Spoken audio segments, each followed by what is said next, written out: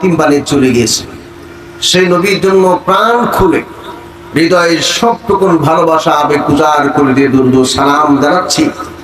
সকলে পড়ছি সাল্লাল্লাহু আলাইহি ওয়াসাল্লাম। সম্মানিত কোরআন প্রেমিক ভাই বন্ধুরা, আজকে আমরা এখানে উপস্থিত হয়েছি আল্লাহ তাআলার কোরআন শুনতে। কোরআন হচ্ছে আসমানি কিতাবগুলির মধ্যে সর্বশেষ এবং সর্বোৎকৃষ্ট কিতাব।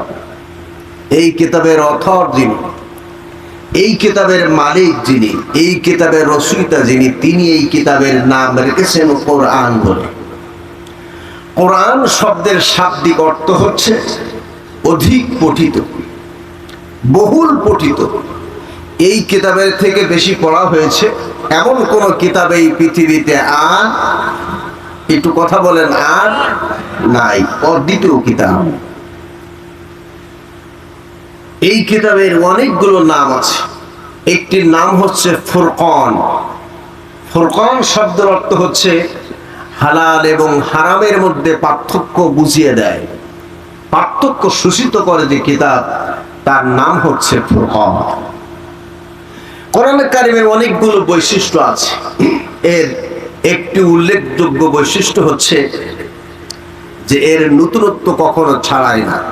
যিনি তিলাওয়াত করেন তার কাছে নতুন মনে হয়, যিনি শ্রবণ করেন তার কাছেও নতুন মনে হয়। বাংলাদেশে ইসলামিক ফাউন্ডেশনের জরিপ অনুযায়ী 2.5 লক্ষর বেশি মসজিদ আছে বাংলাদেশ।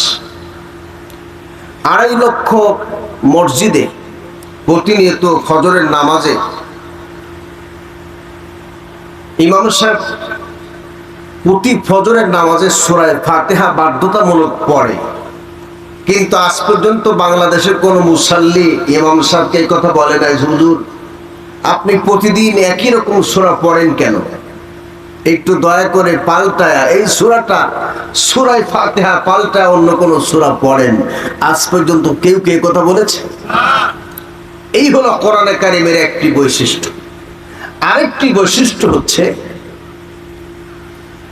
আপনি কোরআনের কাছে কোনো বিষয় প্রশ্ন করতে আপনার দেরি হয়, কোরআন উত্তর দিতে দেরি করেন না। সুবহানাল্লাহ বলতে ইচ্ছা হয় না? আপনাদের কাছে একটি প্রশ্ন থাকতে পারে, কৌতূহল মনে হচ্ছে যে কোরআনের কাছে প্রশ্ন করলে আবার জবাব দিবে কিভাবে। আমি 2টি প্রশ্নের মাধ্যমে কোরআনের মধ্যে ঢুকে পড়তে চাই। বিমাসিয়াতিল্লাহ বিফাদিলিল্লাহ, আল্লাহ পাক যেন আমাকে তৌফিক দান করেন বললাম। সম্মানিত উপস্থিতি, প্রথম কথা হলো যে কোরআনের কাছে কোনো বিষয় জানতে চাইলে কোরআন কি উত্তর দিতে পারবে? এই বিশ্বাস আপনাদের আছে? সবাই তো বললেন না। আচ্ছা, কিছু লোকে বলেছেন আর কিছু লোকে বলেন নাই। দেখি কোরআনের কাছে প্রশ্ন করি, কোরআন তুমি বলে দাও তুমি কার কাছ থেকে এসেছো? নাম্বার 1 কোশ্চেন, নাম্বার 1 প্রশ্ন, তুমি কার কাছ থেকে এসেছো? নাম্বার 2 প্রশ্ন হলো তুমি এসেছো কার কাছে? প্রশ্ন কয়টা? একটু সবাই বলেন প্রশ্ন কয়টা? 2টা। সাতক্ষীরা জেলাতে এমন কোন উপজেলায় নাই, এমন কোন ইউনিয়ন নাই যেখানে আমি আসি নাই। আল্লাহ পাক আমাকে সব জায়গায় নিয়ে এসেছেন। আজকের এই আলীপুরে আপনাদের হাটখোলার ভিতর থেকে 1 কিলোমিটার দূরে সম্ভবত আজ থেকে 5 বছর আগে একবার এসেছিলাম। আর আলীপুর নামক গ্রামে আজকের এই আমার জীবনে প্রথম আসলাম। সম্মানিত কোরআন প্রেমিক ভাই বন্ধুরা, কোরআন শুনতে হলে যিনি শ্রবণ করবেন তারও কিছু ইলম থাকার দরকার আছে। তা না হলে যিনি বলবেন তিনি বোঝাতে পারবেন না।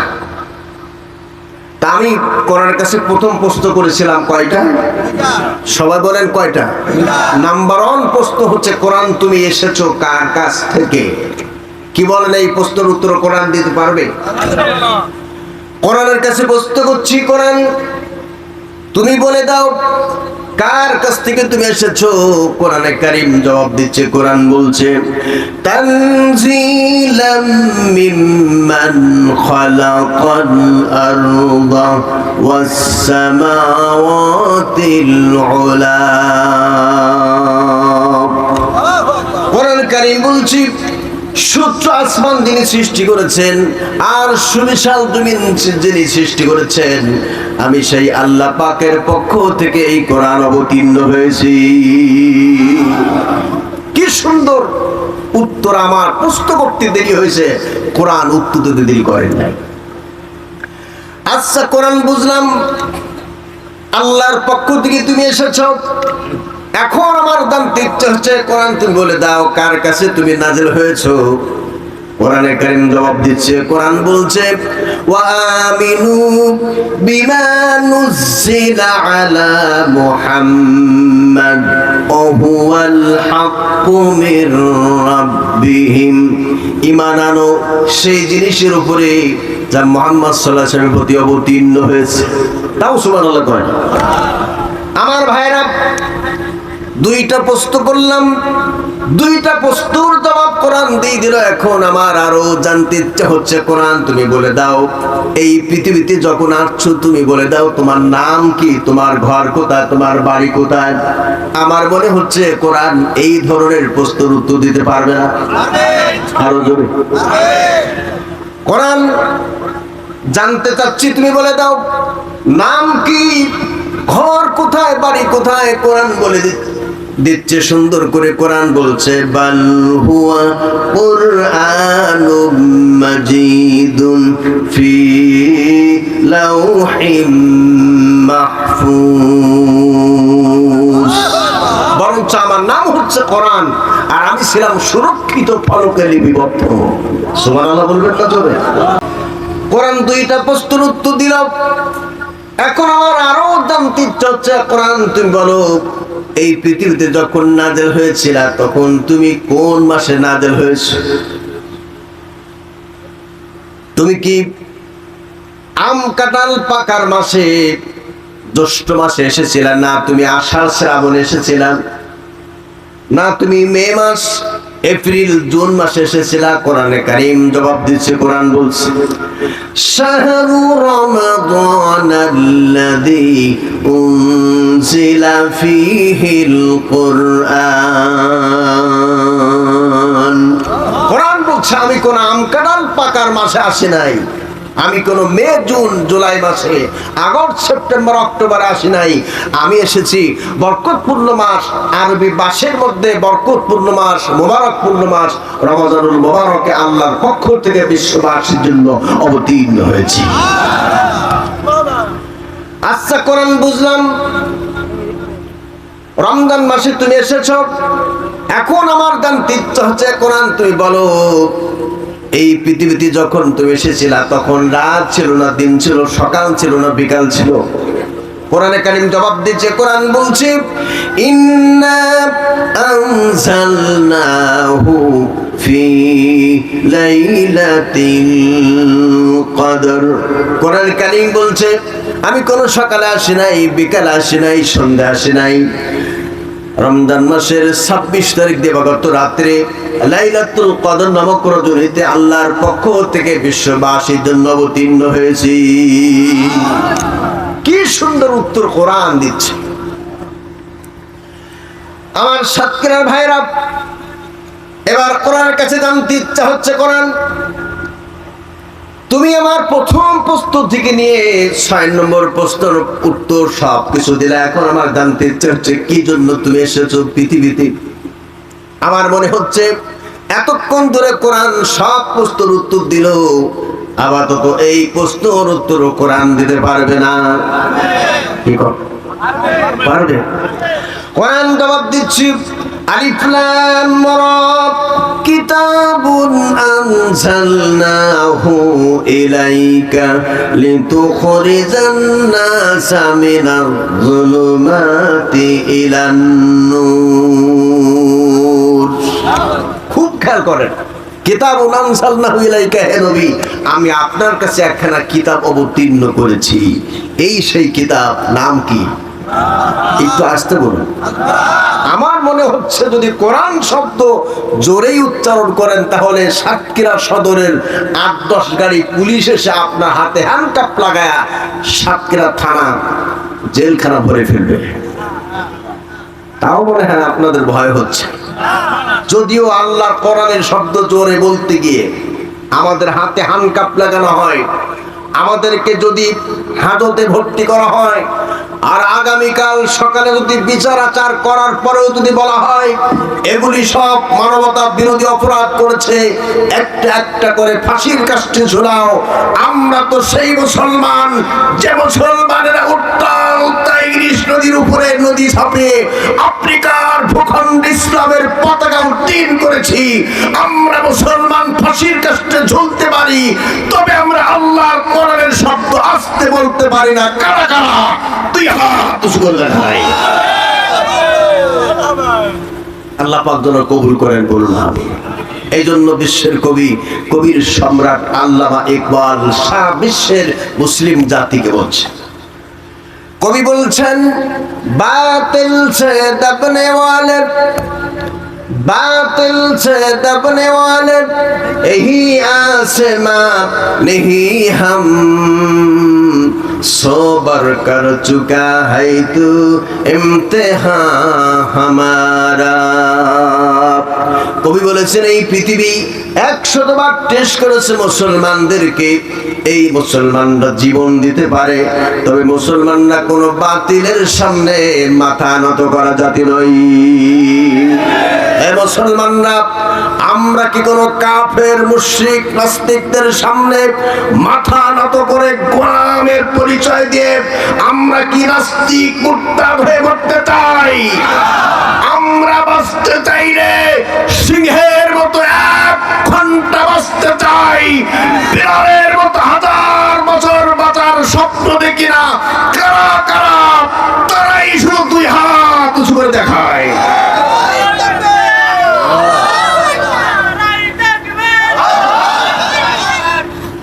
আল্লাহ যেন কবুল করেন, বলুন আমিন।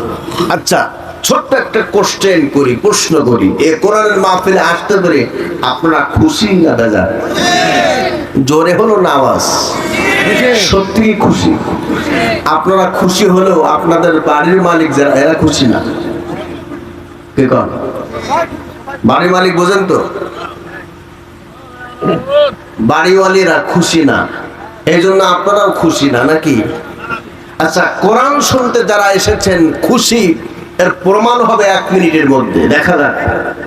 আমি আপনাদের একটা পরীক্ষা নিতে চাই। যেহেতু সাতক্ষীরা জেলা বাংলাদেশের মধ্যে একটি উল্লেখযোগ্য জেলা, সবাই এই জেলার নামটা এক বাক্যেই চেনে। আর সাতক্ষীরাতে যতগুলি বক্তা আছে বাংলাদেশে এতগুলি বক্তার কোনো ডিস্ট্রিক্টে নাই। সব থেকে বেশি বক্তা সাতক্ষীরা জেলায়, এবং সাতক্ষীরা জেলার বক্তা বিশ্বমানের বক্তা, আলহামদুলিল্লাহ বলি।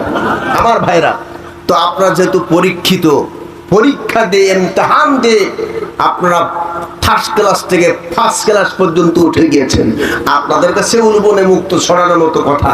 কিন্তু একটু কথা তো বলতে হয়, কোরআন মানেন কয়জন? তার পরীক্ষা হবে 1 মিনিটে। আচ্ছা, এবার জানতে চাই, কোরআন যদি কেউ না মানে তাহলে তার ঈমান তো স্বর্গে চলে যাবে নাকি? কোরআন না মানলে ঈমান থাকবে? কি কর? তাও আসতে কইলেন যে কোরআন না মানলে কি ঈমান থাকবে? থাকবে না। এটা আমরা সবাই স্বীকৃতি দিলাম, কোরআন না মানলে ঈমান থাকবে না। কোরআনকে মহব্বত করেন, ভালোবাসেন নিজের জীবনের চাইতে, তা না হলে ঈমান থাকবে না। এটা কি আপনারা বিশ্বাস করেন? তাহলে কোরআনকে ভালোবাসতে হবে নিজের জীবনের চাইতে, নিজের ছেলে মেয়ে, মাতা পিতা, স্ত্রী, আপনজন সবার চাইতে আল্লাহ কোরআনকে বেশি মহব্বত করতে হবে, ঠিক কিনা? তা আমি দেখবো এই মুহূর্তে কারা কারা কোরআনকে ভালোবাসেন, তার পরীক্ষা হবে। আল্লাহু আকবার বলে আমি দাঁড়িয়ে যাচ্ছি, দেখি আপনারা কে কে দাঁড়াবেন জানি না। আল্লাহু আকবার।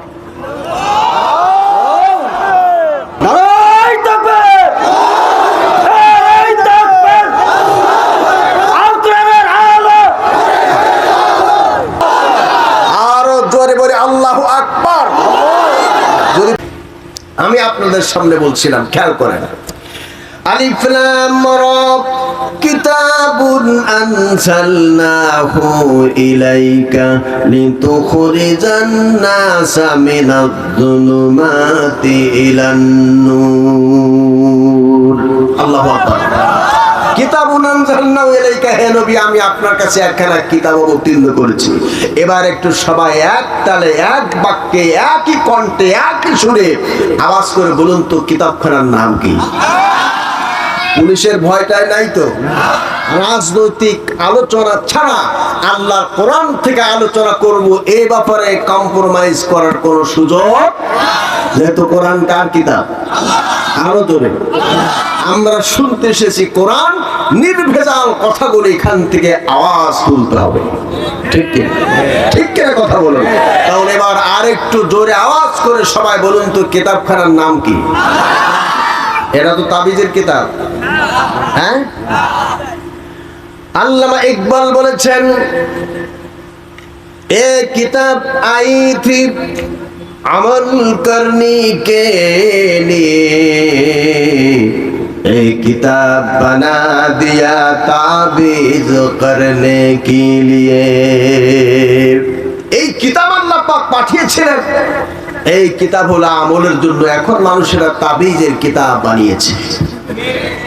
एक किताब आए थे जिंदा आदमी को लिए, एक किताब बना दिया मुर्दा आदमी को लिए।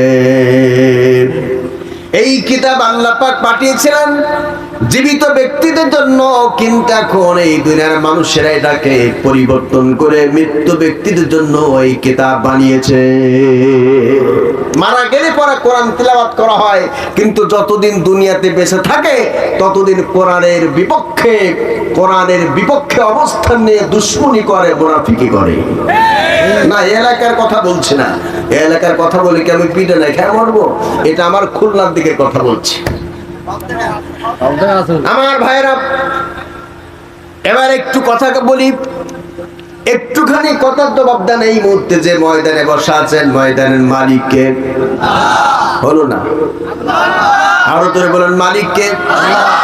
মালিক তো এই খেতে ধান হয়েছিল, যার বাড়িতে ধান উঠছে সেই ব্যক্তি মালিক।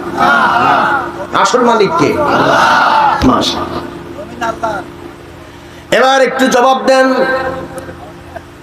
যে জমিনে বসা, যে জমিনের মালিককে? আসমানের মালিককে? আপনার মালিককে? আমার মালিককে? হায়াতের মালিককে?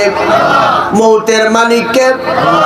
আপনাকে আমাকে রিজিক দান করেন কে? এবার তাহলে ফাইনাল উত্তর দেবেন, তাহলে আইনার হুকুম চলবে কার? তাই কি আর চলে? আমার খুলনায় দুইজন লোক আছে, একজনের নাম হলো জব্বার, আরেকজনের নাম হলো গফফার। জব্বার প্রতিদিন 3 কেজি থেকে 3.5 কেজি ভাত খায়, ওর ওজন বাড়ে না, মোটাও হয় না। আর গফফার প্রতিদিন 300 গ্রাম থেকে 350 গ্রাম চাউলের ভাত খায়, ওর ওজন বাড়তে বাড়তে বর্তমান ওজন হয়েছে 5.5 মণ। তার মানে হলো যে খায় তার ওজন বাড়ে না, যে খায় না তার ওজন বাড়ে, এটাও যেমন সম্ভব নয়। সৃষ্টি করেছেন একজন, আইন চলবে আরেকজনের, এটাও তেমন সম্ভব নয়। এবার তাহলে উচ্চ আওয়াজ করে বলুন তো আমাদের সৃষ্টি করেছেন কে? আরো জোরে। পুলিশের ভয়টাই করার সময়, যেহেতু আমরা কোন রাজনৈতিক কথাবার্তা বলছি না, তবে একটা কথা এখানে আমি বলে রাখি। আচ্ছা আপনারা বলুন, কোরআনের মধ্যে রাজনীতির কথা আছে কি নাই? আসতে বললেন কেন? আছে।